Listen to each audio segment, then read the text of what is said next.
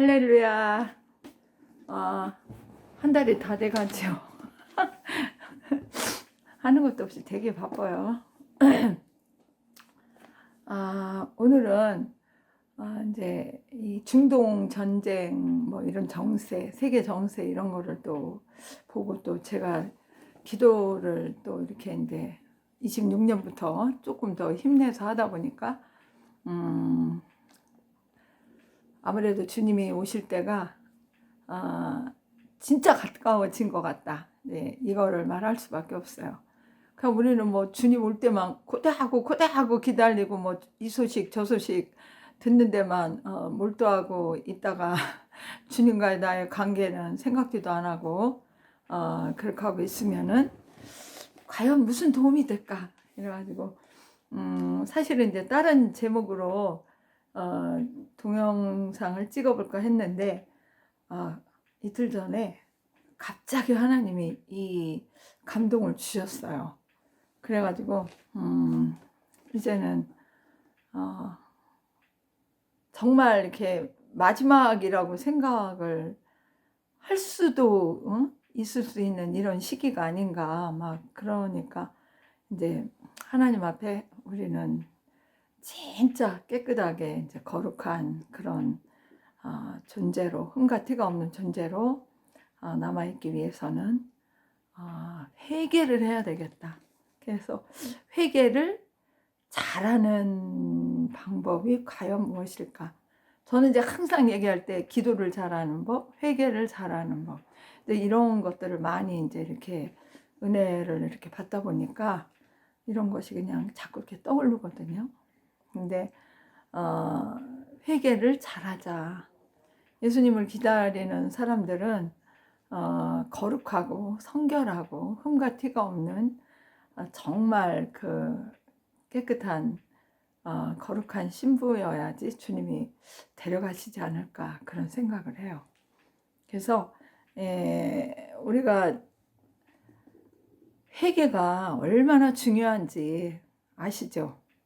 그러니까 죄를 산더미 같이 쌓아놓고서도 죄를 졌는지를 모르면 회개를 못해요. 근데 회개를 왜 해야 되냐? 예수님이 이제 왜 그런 얘기 하시잖아요, 그죠? 우리는 예수를 믿고 우리가 온 아담 하와가 지은 원죄, 그 원죄에서는 우리가 완전히 벗어났잖아요. 예수 진짜 믿는 사람은 목욕한 거에다 비유를 합니다. 그러나 너희가 매일 뭐는 해라? 발은 씻어야 된다. 이제 그런 얘기를 하세요. 그래서 우리는 나도 모르는 사이에 말로 이 육체적인 걸로 행위로 이런 거 육체적인 게 다른 게 아니죠. 눈, 귀, 입, 손, 발, 뭐 행동 이런 걸로 이제 나도 모르는 사이에 이제 생각 뭐 이런 걸로 죄를 지니까 매일 우리가 회개를 해야 된다. 내가 원치 않는 길로 갈 수 있기 때문에 진짜 길은 생명의 길은 오직 예수의 길, 진리요 생명인 예수의 길로만 걸어가야 되는데 곁길로 나가다 보면 죄를 짓는다 이거죠. 그래서 저는 이제 이 얘기를 하고 싶어요. 우리가 죄를 뭐를 짓냐, 뭐 율법을 어기냐, 계명을 이제 뭐 어기냐, 뭐 그게 이제 뭐 그런 죄도 뭐 짓는 게 아닌데 무슨 죄냐 이렇게 이제 또 말하시는 분들이 있을 텐데 우리는 보고 듣고 말하고 생각하고 행동하는 거, 손발로 행동하는 거 이런 것에서 진짜 의롭게 이 100% 행하기가 은혜 받은 분량에 따라서 사람마다 다르죠. 어떤 사람은 죄를 아주 적게 지을 수 있지만 그냥 늘 은혜가 적은 사람들은 일상적으로 그냥 죄를 또 많이 지을 수 있어요. 그래서 하나님의 은혜로 첫 번째로 이제 하나님의 은혜로 가득 채우고자 하는 기도의 삶을 살지 않은 것도 회개해야 된다. 더 쉽게 말하면 하나님의 은혜를 귀중하게 여기지 않고 하나님의 은혜를 구하지 않는 사람들. 지금 자기가 가지고 있는 은혜가 그걸로만으로도 충분히 뭐 밥 먹고 뭐 돈 벌고 뭐 생활하는데 지장 없다 이렇게 생각하는 사람이 있어요. 영적으로 진짜 좀 이렇게 고수가 돼야 되겠다. 나는 진짜 하나님을 뜻을 알고 그 뜻대로 행하는 자가 돼야 되겠다. 나 하나님의 사랑을 많이 받아봐야 되겠다.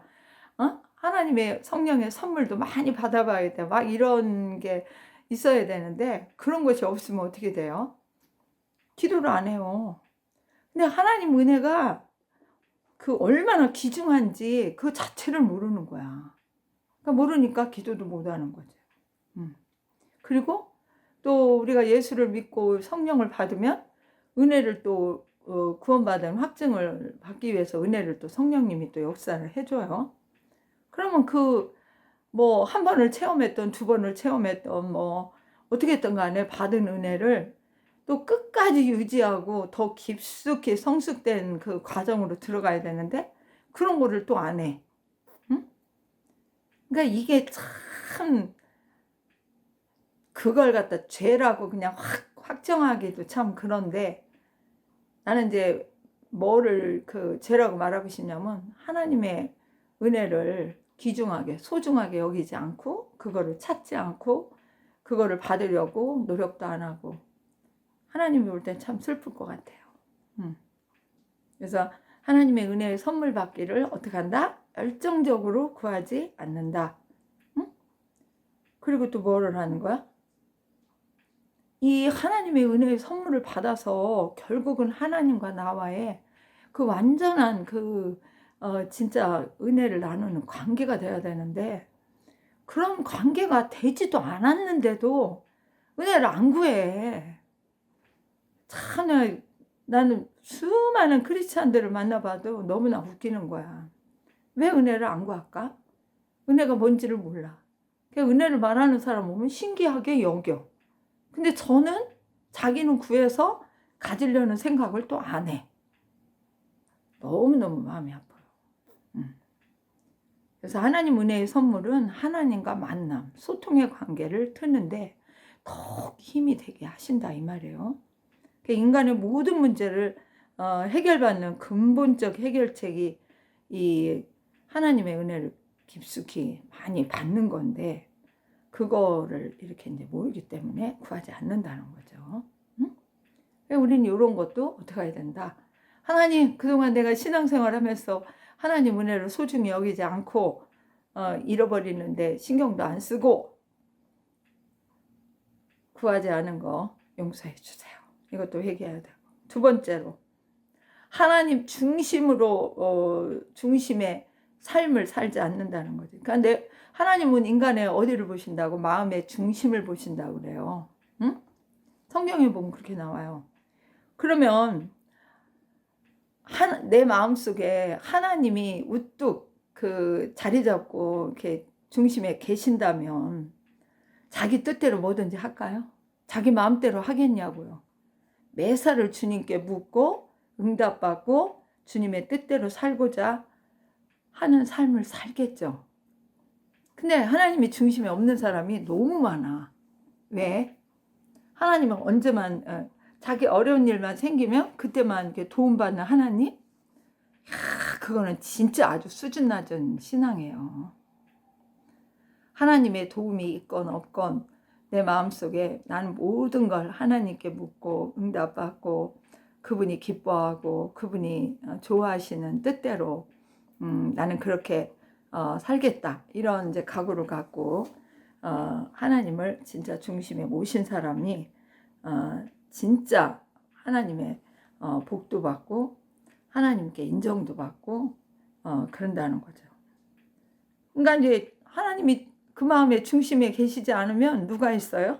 다 자기가 있어요. 자기가 마치 아담 하와가 네가 선악과 먹으면 네가 신처럼 네가 모든 걸 분별을 하고 선악을 분별하고 어쩌고 저쩌고 응? 그러니까 자기 생각 뜬 마음대로 일상을 살아가기 때문에 그리고 영적으로 보이지 않는 세계 하나님의 세계에는 관심도 없고 육적으로 그냥 보이는 세계 먹고 사는 거 건강한 거, 잘 되는 거, 자식이 잘 되고 내가 잘 되고 사업이 잘 되고 뭐 그런 거. 응? 그냥 신앙생활은 뭐요? 겉으로 보이는 거, 교회만 왔다 갔다 하고 예배 시간에 앉아 있고 찬양 부르라면 그냥 입만 떨썩떨썩 하니 부르고, 이게 뭐라 그러지? 외식하는 신앙이죠. 그런 그냥 예배에 참여하는 신앙, 그거 가지고는 안 돼요. 그래서 이런 신앙을 이때까지 살아왔다 그러면 하나님 앞에 이것도 회개해야 돼. 어? 저는 그렇게 생각해요. 그리고 세 번째로는 하나님의 말씀을 얼마나 귀중히 여기고 지키며 지금 살아가고 있는가. 이것도 지금 이거 해봐야 돼. 그래서 하나님과 나의 관계가 굉장히 중요한 거예요. 그래서 그냥 뭐 계명만 지키면 된다? 이게 아니요. 우리는 웬만하면 지금 현재 예수 믿는 사람은 진짜 뭐 악인이 아니면은 어떻다고? 십계명 이거는 거의 그래도 지킨다고 생각을 하면서 살 거예요. 나 도둑질 안 해. 나 사람 안 죽였어. 나 부모님도 그냥 공경해. 근데 하나님을 항상 강조하시는 게 뭐예요? 주 너의 하나님을 사랑하고 내 이웃을 내 몸처럼 사랑하라. 그렇죠? 예수님이 말한 첫째 계명 하나님 사랑, 둘째 계명 둘째가 뭐야? 이웃 사랑. 그러면은 하나님을 사랑하는 이 뭐요? 관계가 돼야 돼. 관계가 되려면 하나님이 기뻐하고 좋아하고 하나님이 나한테 원하시는 게 뭔가 이걸 알려면 말씀의 핵심을 또 갖고 있어야 돼. 그래야지 말씀을 따라 지킬 때 하나님이 그래서 사도 요한이 요한 1서 뭐 1, 2, 3서 그런 데 보면 뭐가 많이 나와요? 응? 하나님 사랑, 하나님이 나의 사랑하는데 내가 하나님 사랑하네. 근데 사랑하는 거 뭘로 증명이 되냐? 하나님의 말씀대로 순종하는 거, 지키는 거. 그게 이제 그 증명이 되는 거죠. 그래서 하나님의 말씀을 어떻게 한다? 실천해야 돼. 말씀을 지키고 따라야 돼. 응? 아주 그냥 하나님의 말씀이 나의 삶에서는 내가 세상 법보다 난 하나님의 말씀을 더 잘 지켜야 됩니다. 이렇게 생각해야 돼요. 그래서 말씀대로 하나님을 사랑하면서 그 말씀을 지켜나갈 때 네가 나를 진짜 사랑하는구나. 이게 인정받는 거예요. 하나님을 사랑한다 하면서 하나님 말씀을 멸시하고 무시하고 안 지켜봐. 순종 안 해봐. 하나님 말씀에 귀에 기울이지 않아 봐요. 그러면 구약 성경이건 신약이건 다 그 징계를 받고 저주를 받고 그러는 게 어디예요? 하나님 말씀에 불순종이야. 네. 그래서 나는 그런 생각을 해요. 죽기까지 나를 사랑하사 구원해 주시고 회복시키시고 또 신적 이런 은혜를 주셔서 변화를 주시고 영생을 살게 하시는 삶을 주신 하나님의 사랑, 그거를 깨닫는다면 하나님 말씀을 지키는 것은 신앙인의 삶의 제 1순위가 돼야 된다고, 마땅히 그렇게 해야 된다고 생각을 합니다. 하나님과 사랑의 관계가 되면 말씀 명령 지키는 것이 어렵지가 않아요. 그게 오히려 기뻐요. 안 지키면 더 이상해요. 근데 어떻게 해요? 그렇지 않은 사람들은 어때요? 응? 안 지키는 게 더 쉬워. 그냥 지키려면 더 어려워. 반대요, 반대.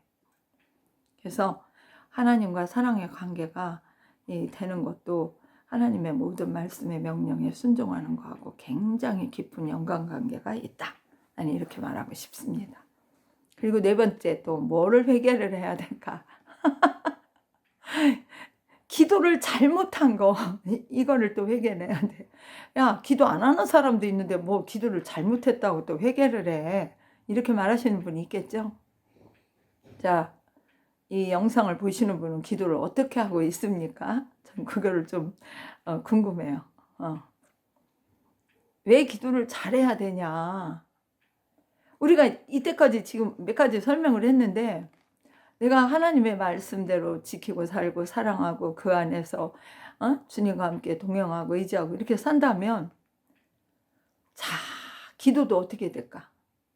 기도하는 것도 결국 하나님의 뜻에, 하나님의 말씀에, 하나님 그 중심으로 이게 맞춰진 기도를 해야 된다는 얘기예요.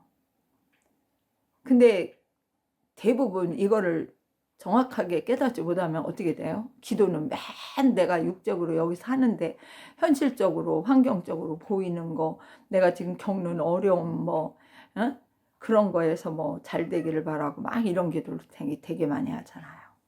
그걸 다른 걸로 말하면 자기 탐욕에 찬 이기심 만족을 위한 자기 유익만을 위한 기도를 하고 있다는 겁니다. 제가 며칠 전에 지인 되시는 분이 폐암이 걸렸다고 하시더라고요. 그래서 제가 그래서 참 안타까워서 그분의 성함을 정말 불러가면서 막 기도를 했어요. 하나님. 그런데 나는 기도가 그분이 폐암을 낫게 해주세요. 나는 그렇게 기도를 못해요. 하나님, 그가 왜 그 어려움을 겪습니까? 하나님이 그 권사님을 통해서 하나님이 원하시는 게 뭡니까? 그런 기도를 이렇게 하니까 첫 번째가 뭔지 아세요? 기도를 잘못했다는 거야. 그게 뭔 기도냐니까 자기 유익만을 위한 기도를 했다. 근데 예수님이 우리 기도 가르칠 때 무슨 기도를 가르쳤어요? 하늘에 계신 주기도문도 얘기하면 하늘에 계신 우리 아버지여 이름이 거룩히 여김을 받으시오며 나라의 마옵시며 뜻이 하늘에서 이룬 것 같이 땅에서도 이루어지이다. 그죠? 그리고 요한복음 6장 33절인가 1절부터 3절까지인가 거기 보면 그런 거 나와요. 먼저 주님의 나라와 의를 구하라 이렇게 나와. 주님의 나라는 뭐예요?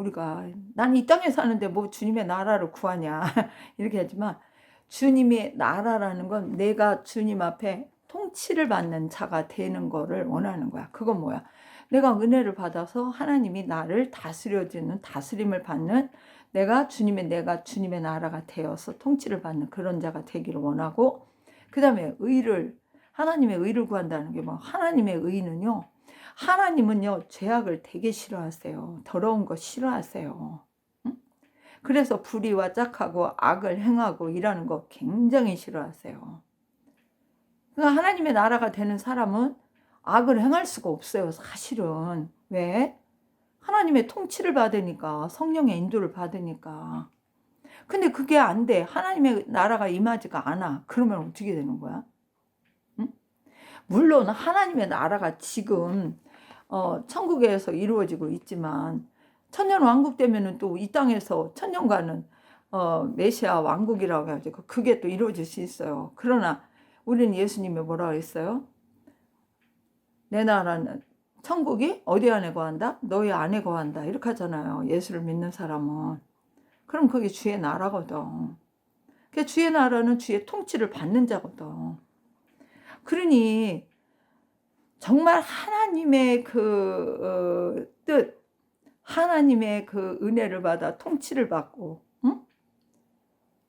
내 어떤 육신적인 그냥 물질, 돈 잘 벌게, 사업이 잘 되게,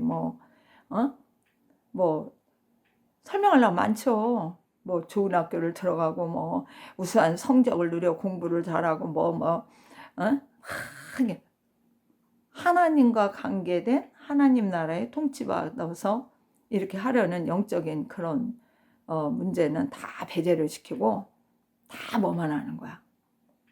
이 땅을 사는데 살아나가는데 자기 유익, 이기심, 만족, 탐욕에 찬 이런 기도만 하는 거죠. 하나님 뜻을 이루기 위한 기도는 안 한다 이거죠. 이 땅에서 누릴 부귀영화만 어떻게 한다?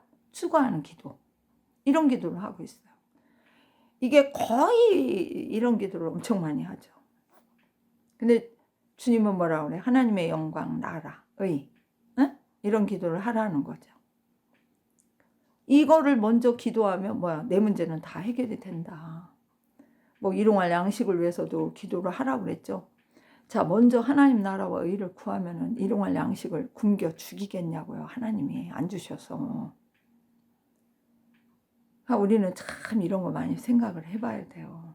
그래서 이 땅에서 사는 나의 삶의 목표가 악을 어떻게 하는 거야? 악을 행치 않고 거짓을 행치 않고 하나님의 통치를 받는, 다스림을 받아서 온전한 삶을 사는, 이렇게 살게 해달라는 기도를 할 때 이 땅에 사는 모든 필요가 공급이 되고, 진짜 구약에 나오는 대로 네가 씨를 뿌리면 식물이 잘 자라게 하고 비를 내리고 햇빛을 비치고 풍성히 열매를 거두게 하신다는 이런 약속과 같이 실질적으로 그게 축복의 삶이 이루어진다는 얘기예요.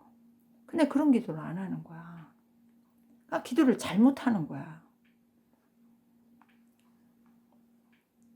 그래서 그리고 이제 또 기도를 어떻게 행할까 이럴 때 보면 또 아까도 얘기했지만 하나님의 은혜, 성령 충만을 구해야 돼. 날마다 구해야 돼. 날마다. 자, 이 땅에 사는 삶에서 원수가 그냥 끊임없이 그냥 틈을 노리고 어떻게 하면 저 신앙을 다 꺾어버리고 은혜를 다 빼앗아가 버리고 멸망케 하고 이러려고 폼잡고 있는데, 내가 이 땅에서 은혜 없이 원수를 이길 수 있어요? 하나님의 능력 없이 원수를 대적해서 승리할 수 있냐고요. 그러니까 하나님의 은혜, 성령 충만, 하나님의 선물, 은사 다 이거를 또 구해야 되는데 의외로 또 이런 걸 안 구해. 그러니까 참 안타깝더라고. 예수님조차도 항상 기도할 때 무슨 기도를 하셨어? 응? 난 스스로 아무것도 할 수 없다. 하나님이 보여주고 들려주고 또 듣게 해주고 가르쳐주고 깨닫게 해주고 하라는 대로 당신은 한다고 그랬어요. 그런데 인간들은 어떻게 하는 거야? 하나님 은혜 없이도 모든 삶의 길에서 자기 힘으로 하겠다고 막 이렇게 나가는 거는 진짜 무지하고 교만하고 어리석은 짓이에요. 기도를 잘하는 사람은 하나님의 은혜 받은 사람이야. 진짜야.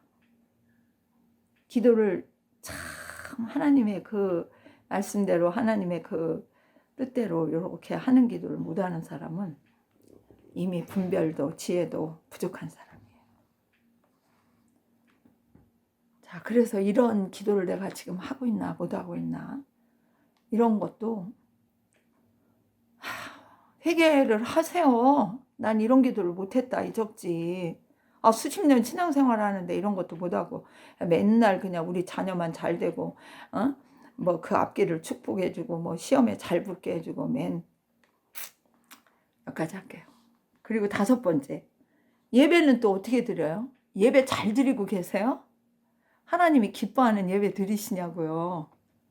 그냥 예배는 그냥 참석하는 예배, 주일날 그냥 한번 가는 예배? 참석만 하면 돼? 그게 아니죠.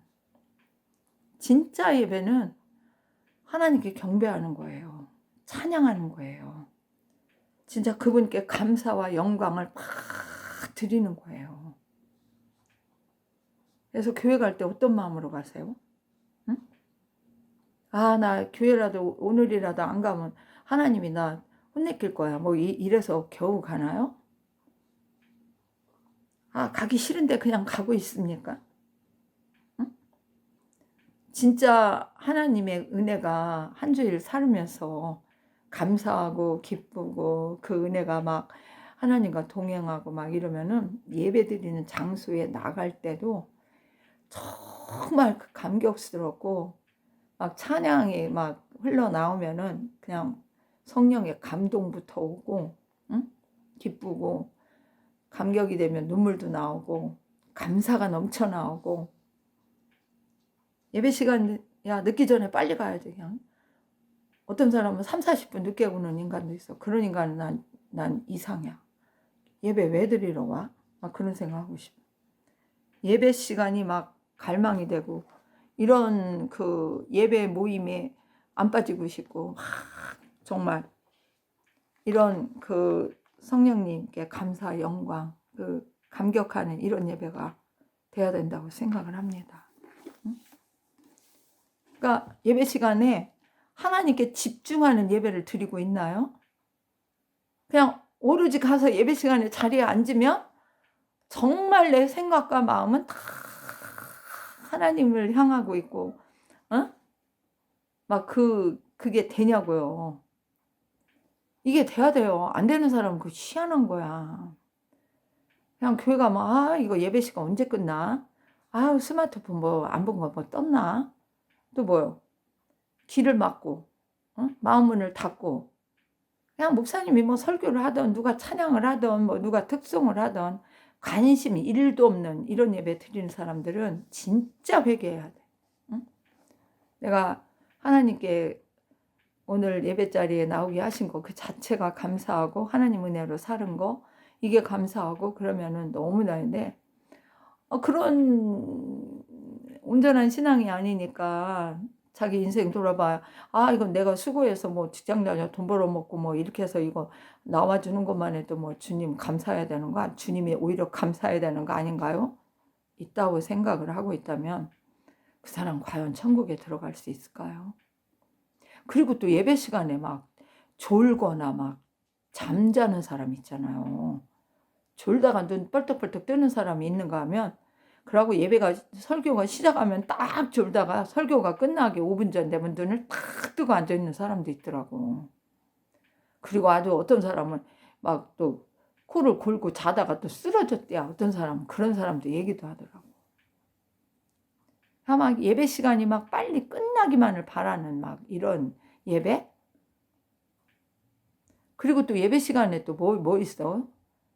물론 하나님 앞에 나갈 때는 그 구약에 보면 모세가 하나님 만나러 나갈 때 어떻게 한다고 그랬어? 오늘과 내일 정결하게 깨끗하게 다 준비하고 제3일에 하나님을 볼 때 거룩한 하나님이고 두려운 하나님이다. 이제 이렇게 얘기를 하니까. 그냥 오늘날은 또 뭐요? 사람들 앞에 내가 가니까 어떻게 해야 돼?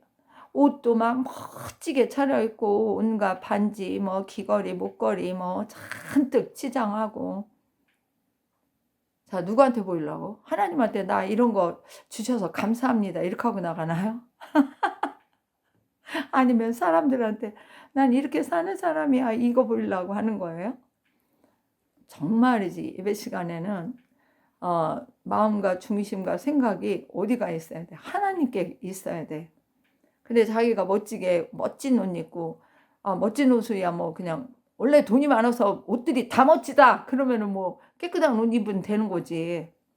그리고 되도록이면 뭐 가장 그래도 하나님 앞에 나가니까 예의를 갖춰서 입고 나가겠다. 그럼 좋지. 그런데 정결하지 않은 옷은 안 돼요. 그리고 자기가 여기저기 장식을 잔뜩 붙이고 나가면 자기 마음이 하나님께 있는 게 아니라 뭐에 있어요? 자기에게 있어요. 그러니까 그런 예배도 하나님이 과연 진짜 받으실까 이런 생각을 해봐요.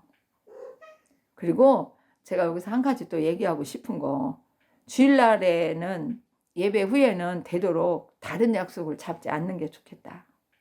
왜 내가 이런 얘기를 하냐면 예배 시간에 가가지고 예배 끝나고 야 우리 맛있는 거 어디로 먹으러 가자. 야 우리 예배 끝나고 어디 뭐 구경 가자. 뭐 영화 보러 가자. 뭐 어쩌고저쩌고. 그러면은 예배 시간은 이건 뭐요? 그냥 지나가는 과정이요. 마음이 어디 가다 있어? 예배 끝난 다음에 자기가 누릴 그런 거기에 다가 있는 거예요. 생각이 완전히 그냥 뒤로 가 있는 거야. 하나님께 앞으로 나가지 않는 거야. 그러니까 이런 거. 그리고 또 설교 목사님이 설교를 하시면 또 설교는 어떻게 받아들이는가? 응? 설교를 들을 때 정신이 눈이 반짝 뜨이고 저 말씀을 나의 신앙 삶에 어떻게 적용할 수 있는가? 이게 돼야 되는데 그게 안 되는 거야. 아, 당신은 설교하세요. 나는 그냥 이 시간을 때우려고 왔습니다. 이렇게 하는 사람도 많아요. 참 문제죠. 이런 예배를 드린다면은 또 이것도 참 회개해야 되죠. 그렇죠? 진짜 하나님을 찬양하고 경배하고 감사와 영광을 돌리기 위해서 어떤 사람은 그러더라고요. 아, 나는 교회 가서 예배 드리면 은혜 받으려고 간다고. 하나님께 먼저 드려지는 그게 돼야지. 하나님이 드려지는 거 아무것도 없는데, 심은 게 아무것도 없는데 내게 오는 게 있을까요? 하나님 말씀에 논리대로 하면 그렇다 이 말이에요. 그 다음에 이제 또 찬송의 삶을 어떻게 살았나, 이것도 회개할 거 있으면 회개를 하셔야 돼. 응? 찬송할 때는 진짜 성령이 충만해서 찬송하는 게 굉장히 중요해요. 그런 성령이 역사하지 않는 찬송을 부르는 사람은 어떻게 불러? 그냥 따라 불러. 가사만 그냥 입으로 그냥 감동도 마음도 아무것도 없이 그냥 불러. 이것도 참 문제예요. 진짜 하나님을 사랑하고 경배하고 감사하고 이러면 찬송가 가사 한 줄 한 줄 한 단어가 정말 그게 마음에 확 와서 닿으면 기쁨과 감사와 감격의 그 눈물 흘려지는 찬송이 나옵니다. 그리고 기쁨이 그냥 확 솟구칩니다. 손을 막 안 들으려도 막 손이 저절로 올라가요. 몸에 막 진동에 막 오면은 막 춤을 추면서 막 찬양하고 싶어요. 우리가 왜 유대인들 그 성전 통가 뭐 어디 거기 보면은 막 맨날 몸을 막 흔들어 가며 뭐 기도하고 막 이러잖아. 처음에는 아, 저 사람들 왜 저렇게 흔들어 가며 그냥 그랬었어요. 그런데 저도 이제 성령의 충만을 받고 보면은 이게 강한 진동이 오더라고요. 그러면 찬양을 할 때건 기도를 할 때건 막 그냥 몸이 움직여지는 거야. 왜? 진동이 오니까. 그 감동이 막 오니까. 그래서 찬송도 그리고 찬송 부를 때 그 사람 목소리만 들어봐도 아, 저 사람 은혜가 있나 없나 이것도 조금 눈치를 채겠더라고. 그냥 표정도 하나도 안 바뀌고 목소리는 그냥 조그만하게 입만 딸싹딸싹 하는 찬송. 과연 그 찬송이 진짜 하나님이 받으시는 찬송일까요? 어떤 사람 막 찬송만 시작되면 막 자기 자리에서 일어나가지고 완전 막 춤출 자세를 취하고 막 찬송하는 사람 보면 쳐다봐도 내가 은혜가 돼. 그런 사람이 있는가 하면 그냥 간신히 그냥 입술만 탈싹탈싹하고 지 목소리는 어디로 갔나 없나. 그러면 하나님을 찬양하는 거야? 그냥 순서에 그냥 따라 하는 거야. 그거는 거기에 어떻게 하나님 은혜가 감동이 오겠습니까? 자, 그리고 이제 고난 당했을 때, 고난이 왔을 때, 징계가 왔을 때, 하나님이 사랑해서 징계로 주시는 거, 연단을 위한 징계를 주시는 거라면 할렐루야요. 근데 자꾸 죄만 져가지고 어떻게 고난이 오는 수가 있어. 하나님이 그냥 내버려 주시면 사탄이 계속해서 그 사람을 공격하는 게 이제 고난의 연속. 난 이렇게 말하고 싶어요. 이랬을 때는 또 어떤 기도를 해야 되나, 이것도 또 우리가 또 이렇게 따져봐야 되잖아. 여기서 한마디 그냥 하고 싶은 거, 현재 자기의 신앙, 나의 신앙, 그리고 우리 가족이 다 예수를 믿는다면 가족의 신앙 다 점검해 보는 거야. 저 사람은 진짜 하나님을 믿나? 진짜 믿나? 하나님과 만났나? 구원 받았나? 나의 신앙은 요새 게을러 빠졌나? 그냥 명목상 그냥 예배만 드리는 그런 신자인가? 먼저 이거 내 자신을 다 따져봐야 돼요. 하나님과 만남의 유무 같은 거 이런 거 다 따져봐야죠. 신앙생활은 수십 년 하는데 하나님과 만남의 교제는 아무것도 없다. 하나님이 어떤 분이지? 2000년 전에 예수가 오셨고 예수를 믿으면 그냥 구원받게 해준대. 난 그래서 그냥 그 말만 듣고 나와서 왔다리 갔다리 하는 거야. 이런 사람하고 진짜 성령의 충만함을 받고 말씀의 깨달음을 듣고 성령의 가르침을 받고 막 이러는 사람하고는 비교할 수 없는 신앙이에요. 하나님과 만남의 신앙이 있나 없나 이거 따져봐야 돼요. 그리고 내 기도에 내가 아무리 고난을 받고 있어도 내가 구할 거는 뭔가, 하나님 뜻을 먼저 구하고 있나 안 구하고 있나 이런 것도 봐야 되고, 자기 소욕만, 아까도 말했죠. 자기 소욕, 자기 유익, 자기 욕심 요것만 구하는 신앙인가 이런 것도 봐야 돼. 응? 그리고 사람들이 알아주고 사람들이 알아주는 그런 명예를 위한 이런 기도인가, 사람의 영광을 구하는 그런 기도인가. 참 이런 거. 그러니까 자기 생활을 최근 몇 년간 삶의 변화도 따져봐야 돼. 응? 그 뭐를 따져보냐.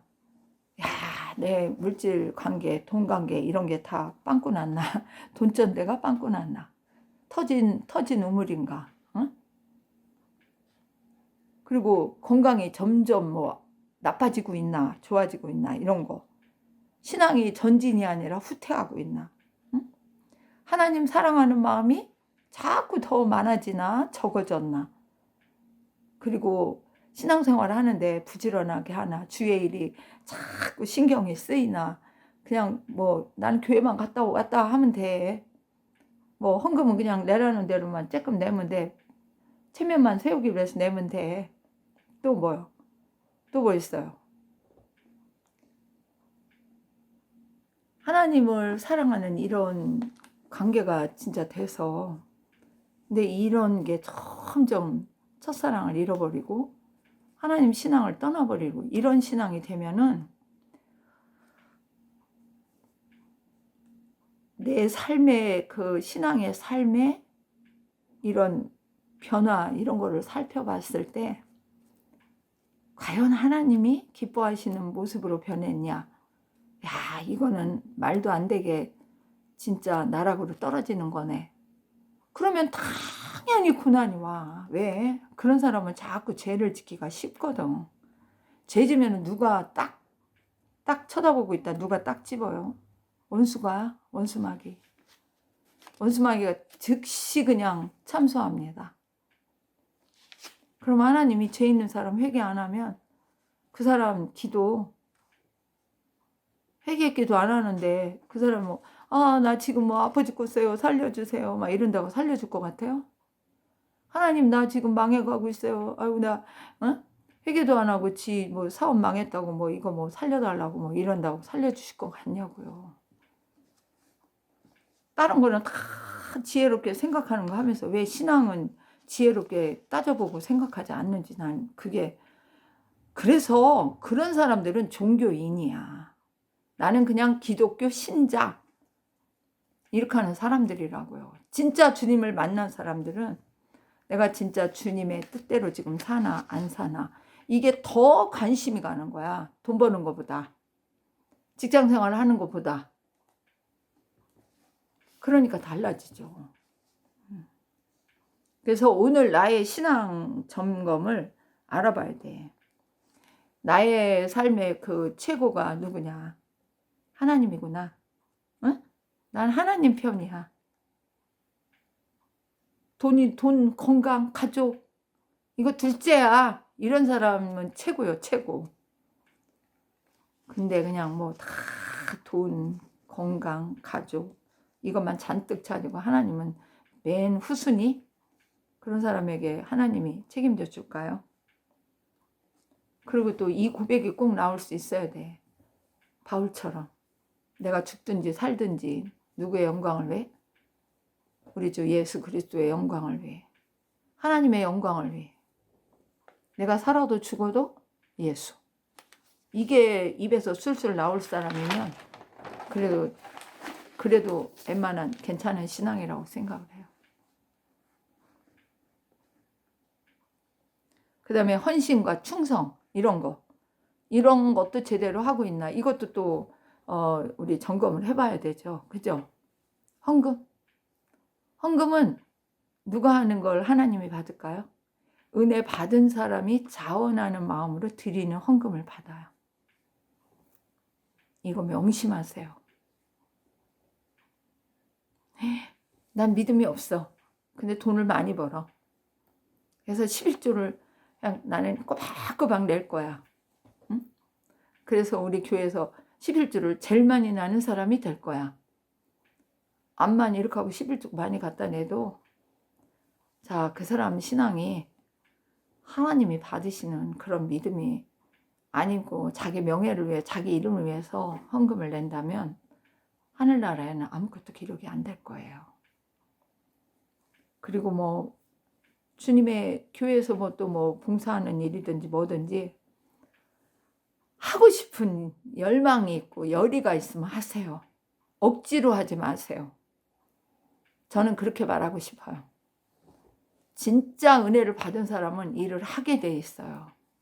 그러면 하나님이 그 한 일은 다 상급으로 다 갚아줘요. 이 땅에 살 때도 복을 체험하게 하지만 천국에 가서도 다 그거를 다 갚아주신다고요.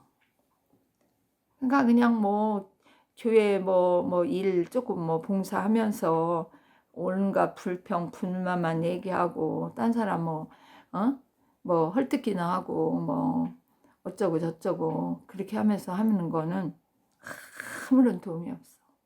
헌금이든 봉사든 자원하는 마음, 하나님이 주시는 마음. 근데 은혜가 있는 사람이 이런 마음을 갖게 돼. 그런 사람들은 아무리 어려운 일이라도 기쁨으로 해. 그리고 주님을 생각하면서 하니까 저절로 해. 근데 그것이 안 되는 사람은 교회 갔더니 매일 뭐 교회 뭐 일하라고 어쩌라고 한다고 막 짜증 부리고 막 이래요.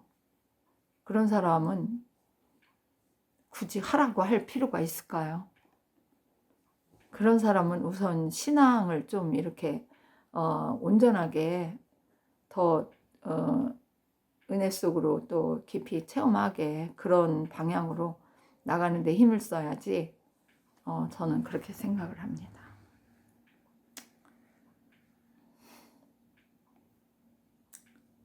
그래서 자기는 제대로 하지도 않으면서 또 남을 흉보는 사람, 뭐 목사님이 뭐 설교를 어떻게 하네 저떻게 하네, 물론 판단할 수는 있어요. 그러나 내가 판단하려면 그만큼 하나님의 은혜가 있어서 성령이 주시는 그 깨달음으로 가르침으로 판단할 수 있는 그런 능력이 있어야 판단이 가능하지, 그렇지 않다면 오히려 자기가 허물을 뒤집어 쓰는 수가 있어요. 자, 그 다음에 또 우리가 기도해야 되는 거, 가족 돌봄. 다른 사람 전도하는 것보다 누구를 먼저 돌보는 게 우선이다. 성경에는 형제죠, 형제. 주 안에서 형제라고 하는 사람을 먼저 돌보라고 하는 거 맞잖아요. 그러니까 자기 가족은 딸이건 아들이건 자녀건 믿는 사람이 진짜 구원받고 충성하고 봉사할 수 있는 이런 은혜가 없어. 그런데 그냥 전도 뭐 거시키는 가서 열심히 참석을 하고 막 이렇게 하는데 나는 그런 생각이 들어요. 가족 구원이 우선이에요. 다른 사람 전도하는 것도 중요하지만 여러분이 할 수만 있다면 가족 안 믿는 사람을 위해서 거기다 아마 힘을 팍 써보세요. 그래서 응답이 되고 거기에 목적이 이루어지면 그 다음은 나가서 전도도 또 막 해보세요. 저는 이렇게 말하고 싶어요. 다른 사람 전도하면 우리 가족은 당연히 뭐 구원되는 거 아닙니까? 이렇게 말하는 사람인데 잘못된 생각이에요.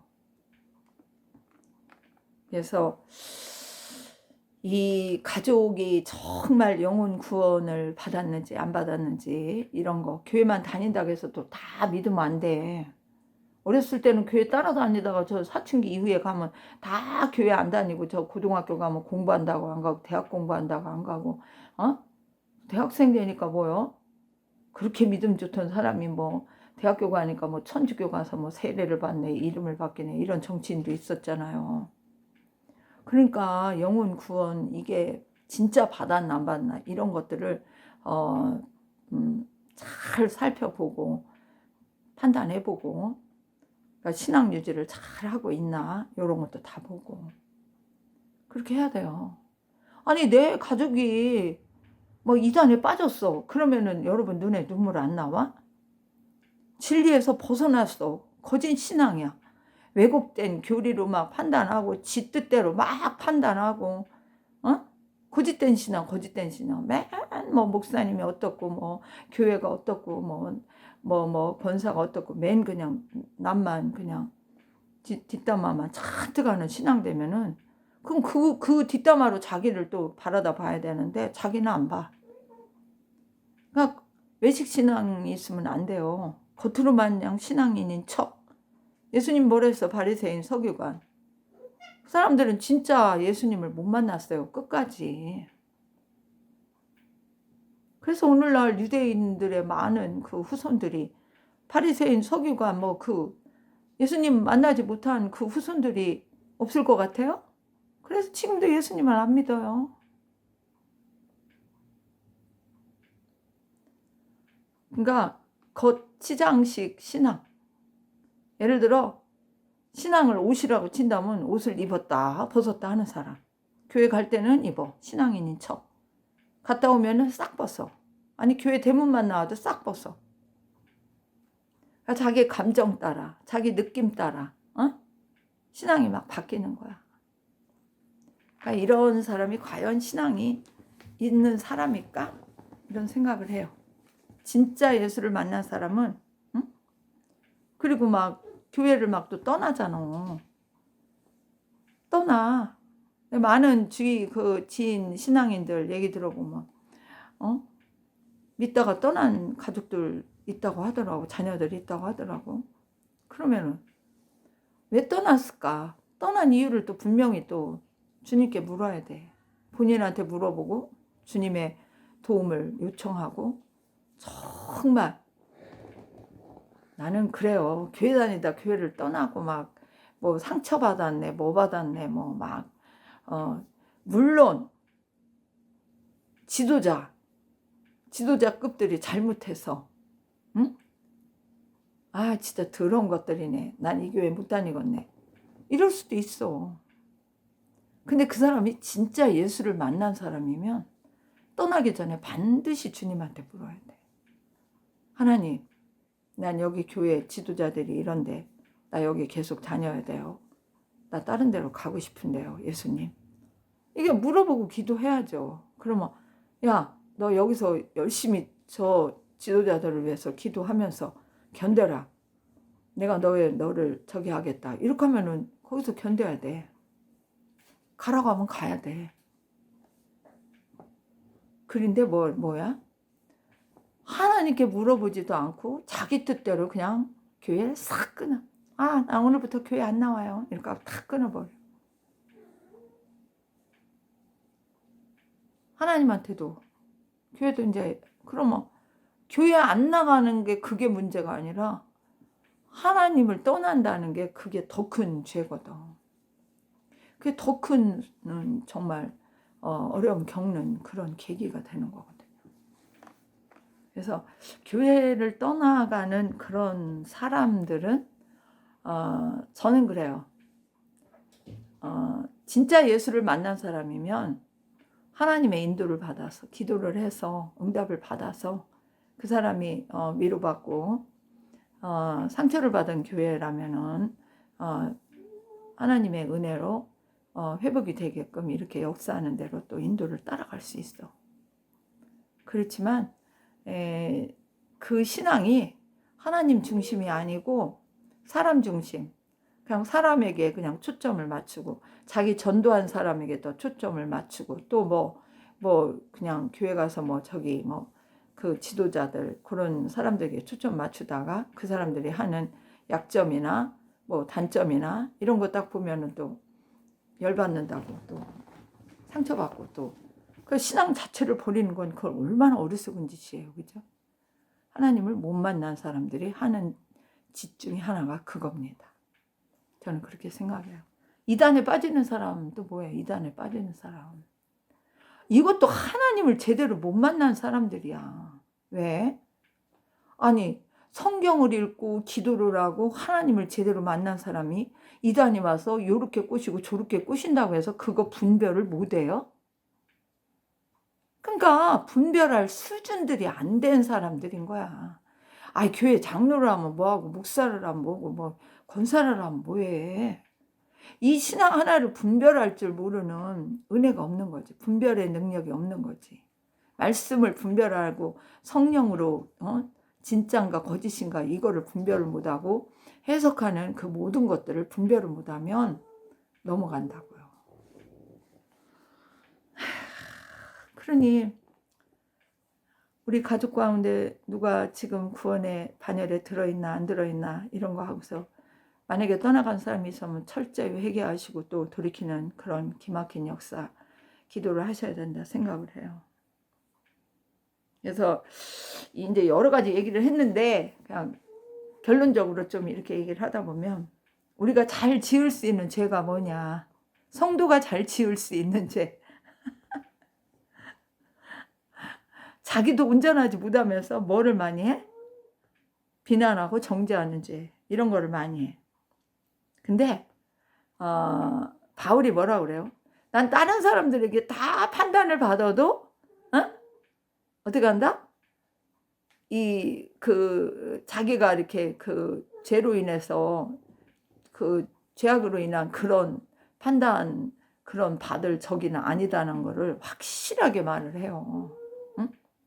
자기는 다른 사람을 판단할 수 있어도 자기는 다른 사람에게 판단받지 않을 그런 확실한 은혜의 사람이라는 거를 얘기를 하더라고요. 참 대단한 신앙이에요. 응? 적어도 그 정도는 돼야 돼요. 나는 은혜가 충만해서 누가 뭐라고 나한테 한다고 해서 거기에 그냥 홀딱 빠져가지고 뭐 같이 그냥 싸운다든지 뭐 미워한다든지 뭐 뒷담화를 한다든지 정죄를 하고 비판을 하고 판단을 하고 어떤 사람은 법정까지 가더라고. 자, 그래서 누구를 판단할 때는 먼저 하나님께 여쭤봐야 돼. 어떤 판단이 옳은지. 두 번째, 나의 신앙 행동이 자녀에게 미치는 영향을 항상 생각해야 돼. 요거를 생각 안 하니까 자녀들이 부모 신앙을 본을 못 받아. 그럼 부모가 늘 기도하고 늘 주님을 찬양하고 경배하고 주님 뜻대로 행하려고 막 이렇게 하고 일하는 거를 보고 자라봐. 그럼 자녀가 아무것도 모를 때 우리 엄마는 하루 세 번 맨날 기도하더라. 잠잘 때도 기도하더라. 뭐 이렇게 했으면 너도 기도해야 돼. 하나님이 이렇게 기뻐하셔. 이러면은 걔가 어렸을 때부터 그걸 보고 자라면 안 따라하겠어요? 그러면서 계속 자라면서 자기 신앙이 자라는 만큼 그 자녀들한테도 막 얘기를 해주고 이렇게 인도를 해주고 도와주는 그런 저기가 돼야 되는데 이런 것이 또 안 되는 부모들이 엄청 많아. 나는 나고 자녀는 자녀고 네 신앙은 네가 알아서 해. 설마 그렇게 생각하지는 않겠지만 참 안타깝더라고. 그래서 오늘날 많은 자녀들이 신앙을 유지 못하고 성년이 돼서 늙어가는데도 그 부모들 하는 말 무슨 말인 줄 알아요? 아이고 우리 아들 딸들이 초등학교 다닐 때는 교회도 잘 나오고 어쩌고 저쩌고 했는데 언제부터 뭐 중고등학교 다닐 때부터 뭐 잘 안 나왔다는 동안 그럼 그때는 왜 관리를 안 했어? 그것도 문제잖아요. 그리고 매일 회개치 않는 게 이것도 가장 또 우리가 잘못하는 거예요. 죄 짓는 거야. 그래서 천국 들어가기 전까지 전부 다 회개해야 돼. 제가 오늘 이 얘기를 왜 하는 줄 아세요? 난 예수님 오시기가 굉장히 가까운 것 같아요. 그렇다고 해서 뭐 주님의 성령이 나한테 하신 말씀을 여기서 다 까발리고 그러고 싶진 않아요. 저한테는 대기하고 있으래요. 모든 준비를 마치고 넌 대기하고 있어라. 이렇게 하시더라고요. 내가 너의 이름을 부를 때까지. 그러니까 저는 그냥 믿고 인내하고 참고 견디고 있습니다. 그래서 천국 들어갈 때까지 다 회개하지 않으면 과연 천국을 들어갈 수 있을까? 그리고 또 사단의 유혹, 미혹에 빠지지 않는 그 신앙으로 또 유지를 해야 되는데 거기에 또 빠져. 그러면 뭐해? 죄죠. 사단의 도구가 되면 안 되는데 하나님의 도구로만 쓰임을 받아야 되는데 성령의 도구로만 쓰임을 받아야 되는데 뭘로 도구가 돼? 사단의 도구가 돼. 그러니까 요즘 막 그냥 우리 왜 우상 가수들 있잖아. 아이돌이 우상이란 뜻이잖아요. 그런 막 가수들 보면은 막 진짜 어떤 전도사가 막 얘기하는 거 보니까 야 진짜 야 여러분 손자 손녀들 중에 아이돌 가수를 좋아해가지고 거기에 푹 빠지는 사람 있으면 빨리 그들을 위해 중보기도 하시고 빨리빨리 하나님 앞에 돌이키려고 그렇게 하셔야 될 것 같아요. 너무 사탄의 그 사탄 숭배 거기 시스템에 그냥 착 작동된 노래들을 하는 거 보면 너무너무 아주 그냥 진짜 기가 막히더라고. 그러니까 그리고 우리가 또 이렇게 주의할 게 뭐냐? 나에게 가장 가까운 사람에게 사단은 꼭 뭐를 걸어? 트집을 걸어. 그러니까 여러분 친하게 지내는 성도님들이나 지인들이나 가족들이 꼭 진짜 나하고 친하게 지내고 가까운 관계의 사람들이 꼭 그렇게 트집을 잡고 그냥 꼬투리를 잡고 이런 거에 빠져 죄짓지 마세요. 그리고 사단이 또 제일 좋아하는 거 신앙 파괴하는 거죠. 하나님 섬기는 거 그냥 부셔버리고자 하는 목적 가진 게 사단의 그 계계거든. 거기 빠지면 안 돼. 거기에 쏘가 넘어가면 안 돼. 그러니까 사단의 도구로 쓰임받는 사람들, 이단 넘어간 사람들 다 그 사단의 도구에 거기에 다 넘어가는 거예요. 예수 믿는다고 하면서 다 네가 주인이야. 네 뜻대로 해. 하나님 뜻대로, 예수님 마음대로, 네 뜻대로 해. 막 이렇게 여기에 막 빠져가지고 그래. 이거는 내가 버리는 거니까 내가 노력해서 된 거야. 막 이런 착각에 빠지고 그냥 막 다 빠지면은 그 사람은 결국 어떻게 돼요? 하나님 의지하는 건 1도 없어져요. 전부 다 자기 자신이 잘나서 된 교만과 자만과 거기에 그냥 다 넘어가는 거야. 그 사단이 쳐놓은 올무지 함정이죠.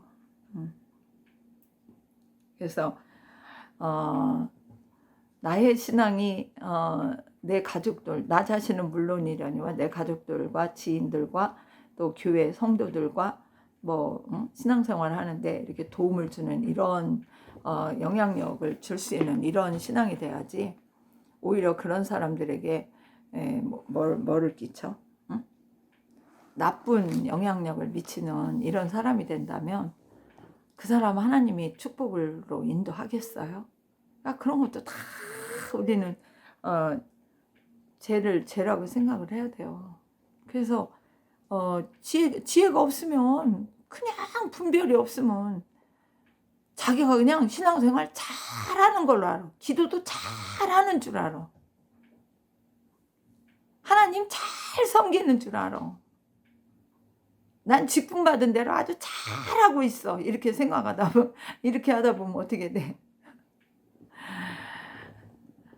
문제가 많아요. 언제든지 자기 자신을 덜 점검하고 돌이켜보고 조그마한 문제라도 오면 이게 무슨 원인으로 왔나 이런 것도 다 따져보고 기도해보고 하나님 내가 어떡할까요?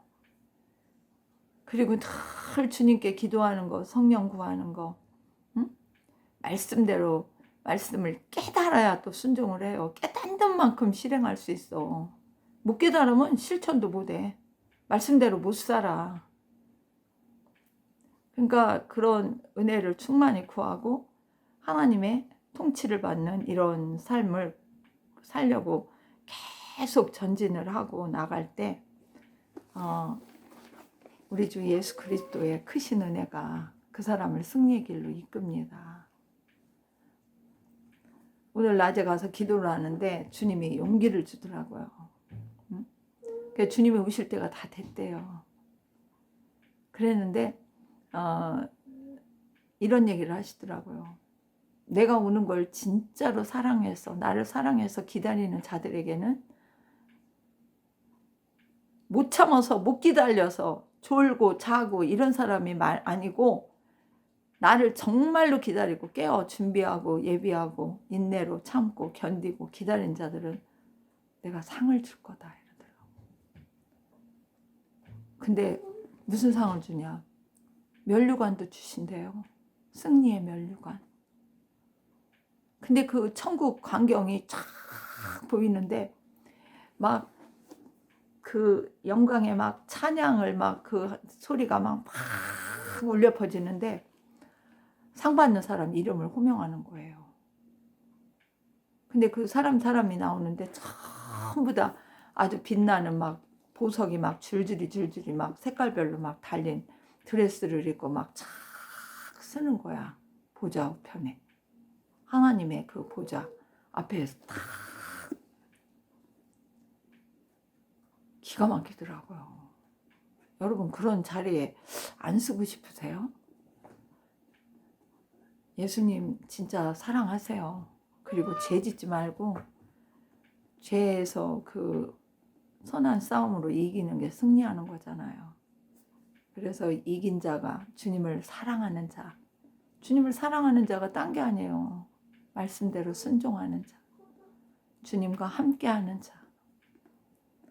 그런 자에게 주님은 휴거의 영광도 주고 그 다음에 휴거 때까지 인내로 견딘 자들에게는